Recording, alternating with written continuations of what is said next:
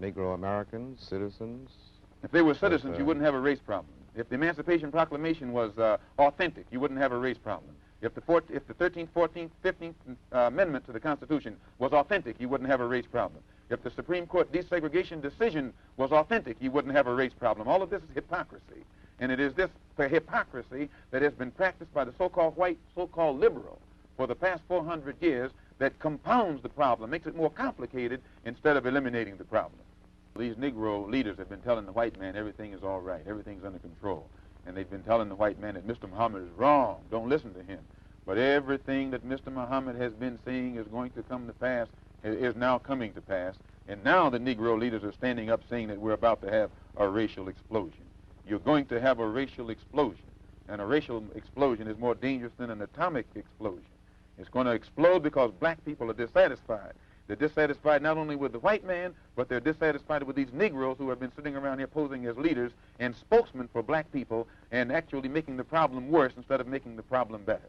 What will be the consequence of this explosion? Anytime you put too many sparks around a powder keg, the thing is going to explode. And if the thing that explodes is still inside the house, then the house will be destroyed. But what will happen? So the Honorable Elijah Muhammad is telling the white man, get this powder keg out of your house.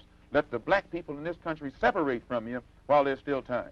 And if the black man is allowed to separate and go on onto some land of his own, where he can solve his own problems, then there won't be any explosion. And the Negroes who want to stay with the white man, let them stay with the white man.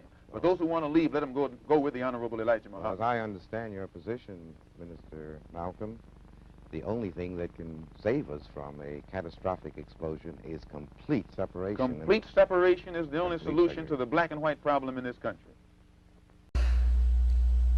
If white immigrants can come to this country 50 years ago with nickels and dimes and no education, and come here and pool their little nickels and dimes and no education, and set up little stores, develop these stores into larger stores, develop this into an industry which creates job opportunities for whites. Since Lincoln was supposed to have freed the black man 100 years ago, and today the black man, according to the government economist, has spending power of $20 billion per year. We feel that with the black man spending $20 billion a year, not setting up any businesses, not creating any industry, not creating any job opportunities for his own kind, he's not in a moral position to point the finger today at the white man and tell the white man that he's discriminating against him for not giving him a job in factories that he himself set up.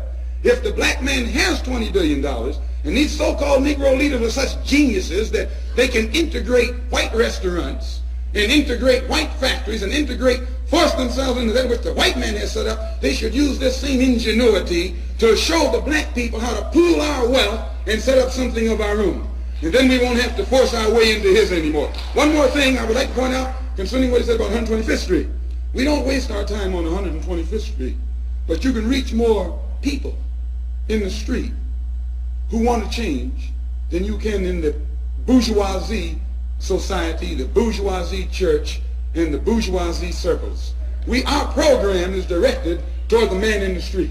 So we spend our time in the street, and what we do with that man, instead of trying to change the white man in your mind and make you accept us, we change the mind of the black man and make him accept himself.